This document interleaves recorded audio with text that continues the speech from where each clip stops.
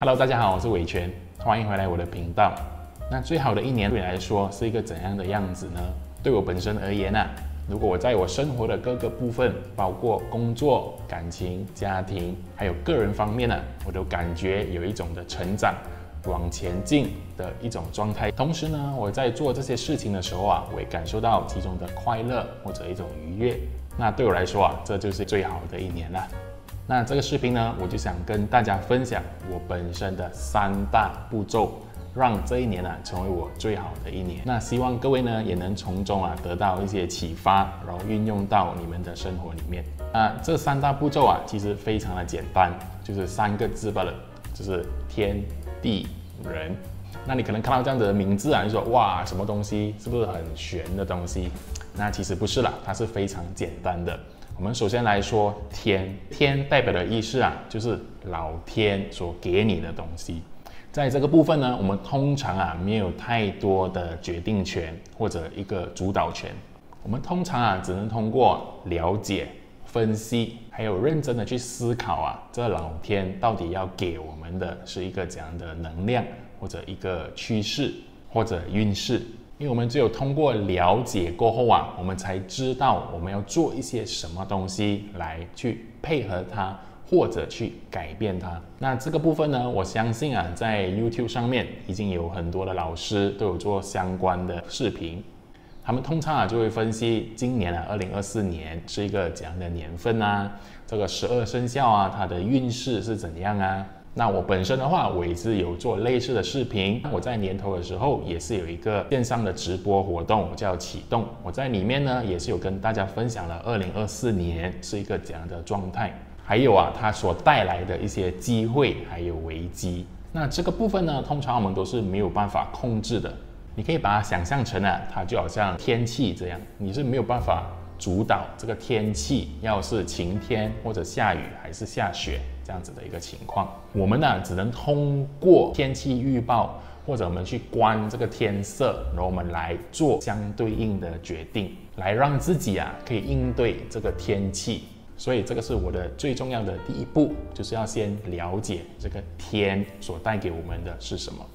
那这里啊，当然也有包括这整年的运势。还有的就是你个人本身的八字会在今年啊面临一个怎样的运势。那我可以举一个例子啊，就是可能某某某生肖在今年啊可能犯太岁，在运势上面呢可能比别人的生肖会更差一点点。那这代表他今年的情况就会差吗？其实不是的，因为你通过了解了这个生肖在今年可能会有一些问题需要你去解决，会有一些情况需要你去面对的时候，你就可以提前先做准备，你可以提前制定一些策略来应付这个情况。所以这个部分呢，我会说啊，预先的了解对我们在制定这整年的一个策略，或者对你在整年的一个状态啊，有很大很大的帮助。好，这是第一点。那第二点呢，我们就来到地，它讲的就是我们的环境，我们的周遭环境是一个怎样的状态。其实简称啊就是风水啦。那风水啊，简单的一句话来总结的话，其实就是把自己放在最有利的位置上去做你想要完成的事情。那通常我们在分析风水的时候啊，我们可以分成2个部分。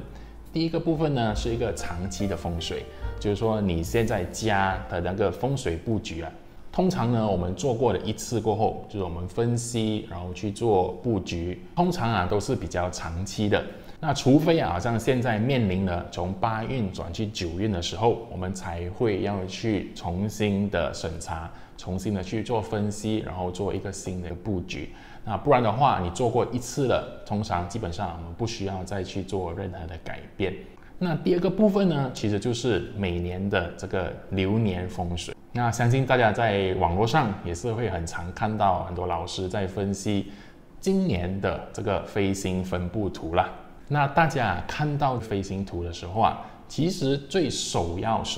的做法是先要问自己，你今年到底要做什么？你的目标是什么？因为这个目标啊，将会决定哪一个风水的位置啊，对你来说是比较好的。可能啊，很多人就说啊，这个是今年的财位，那个是那个今年的贵人位。但是很多时候啊，你需要达成的目标，如果利用另外一些位置的话，可能会更快的加速得到你要的目标。我举一个简单的例子，如果你本身啊是一个好像 YouTuber 或者网红，或者你是在网络上，你需要不断的去跟人家沟通或者表演的话，那其实呢，你是可以利用7号星的这个位置，不一定要用财位。那当然啦，我们今年的财位啊是在9号。那如果你是说要提升个人的名声、个人的形象，你在打造个人的 IP， 那当然你用9是非常的好。但是有一些人呢，他会觉得，我其实不需要更多的曝光，我不需要更多的follower， 不需要追随了，我是需要一些贵人来帮助我。或者我需要请一些员工，我的公司在进行扩张，我需要员工。那员工呢，其实就是你的贵人嘛，所以我们是可以用1号星的位置。那也好像有一些人啊，他们可能现在觉得生活很卡顿，我一直不能前进，我一直处于某一个同样的状态。那你就要问啊，这个卡顿到底是什么问题导致的？是因为太慵懒吗？还是你的技能不够强，你的思维没有进步？你通过去分析你不同的问题的时候，我们其实可以利用的位置是不一样的。如果你只是觉得啊自己本身啊是非常的懒散，没有一点动力，你只想让自己啊更加的勤劳的话，那其实啊你不需要用财位，你要用的其实是8号的位置。OK， 因为这8号呢是让你更努力的去工作的一个位置。那如果觉得啊自己本身啊一直没有进步，一直很卡顿，那你需要的其实是提升自己的一个思维，提升自己的一个技能的时候，你更应该用的是4号的位置，反而不是那些传统上我们说财位或者贵人位。我们通过分析这个风水的位置啊，来让它来辅助我们去完成我们要达到的目标。这就好像你要出海，你要航海的时候啊，你也是要先懂我们现在的风是怎么走，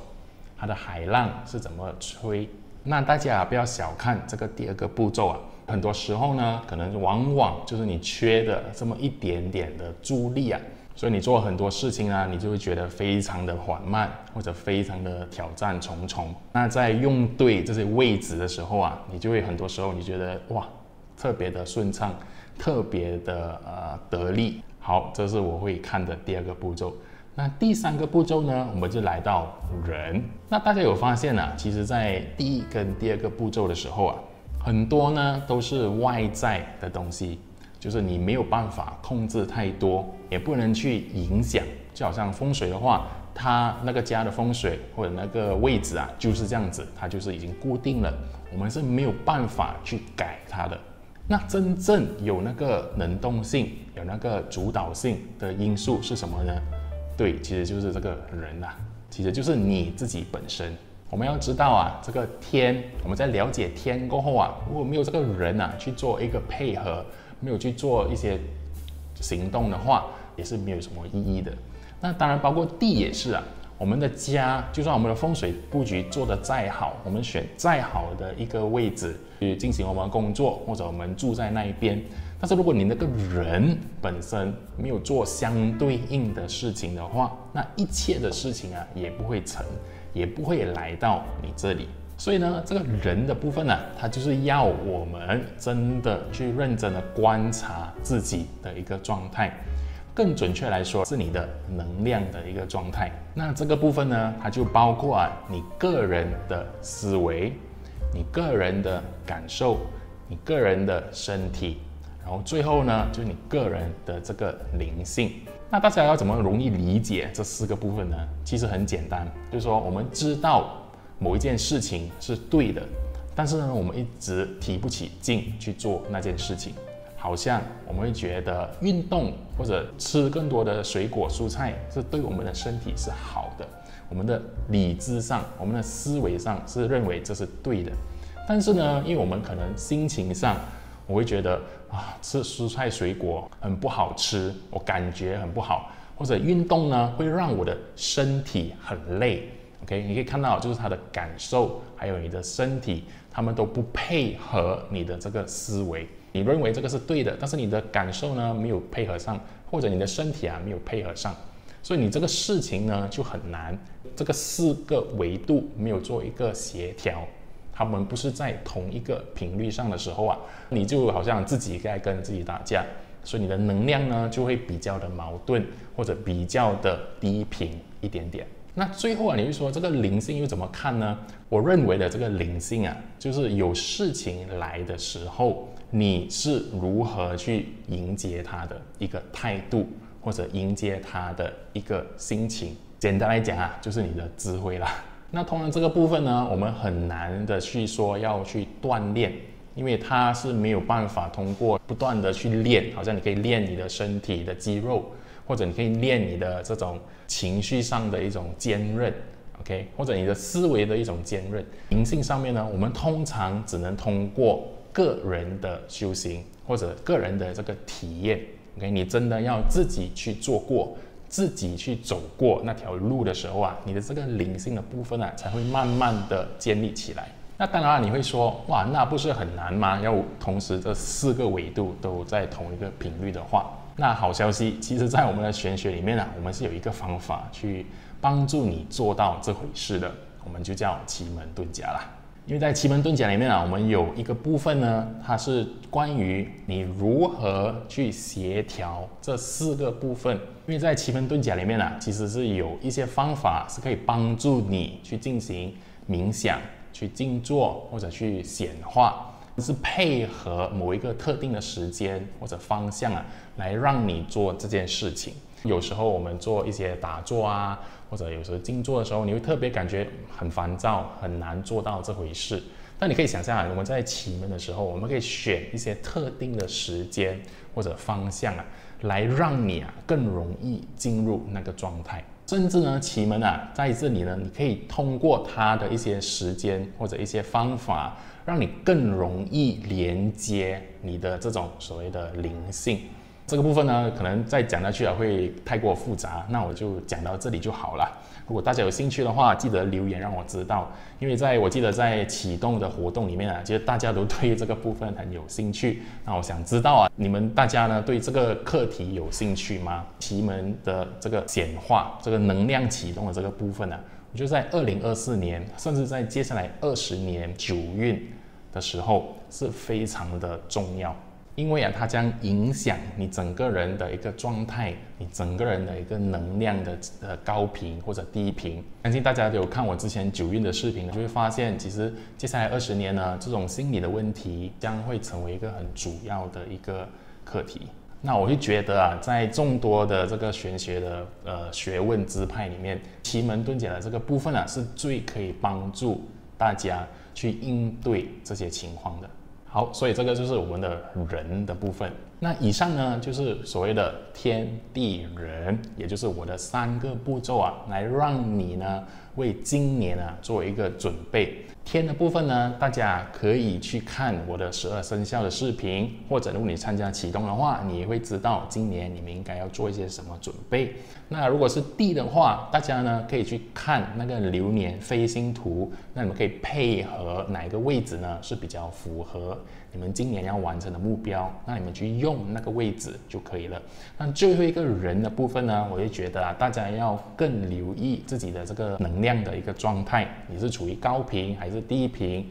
你的这个4个维度，就是你的思想、你的感受、你的身体还有你的灵性是不是互相的在打架，还是大家呢都是可以合作的一起来帮助你去做完成那件事情。那如果你想让自己更同频，这4个维度都比较在同一个频率上的话，那大家可以留守我的频道啦。我会不定期呢分享这个奇门的一些时间或者一些方向，来帮助大家去做冥想、去做显化。那你可以通过不断的练习你的能量的状态就会从慢慢的这样子提高起来。好，那我希望这样子的一个分享对大家有所帮助啦。大家要相信无论那一年的情况是如何，无论是好还是不好，到最后啊，可以决定这一切的好坏的，其实都是回到你自己身上。那希望啊，各位啊，在今年新的一年里面，就算面对不同的挑战，面对不同的问题啊，世界外面怎么混乱都好，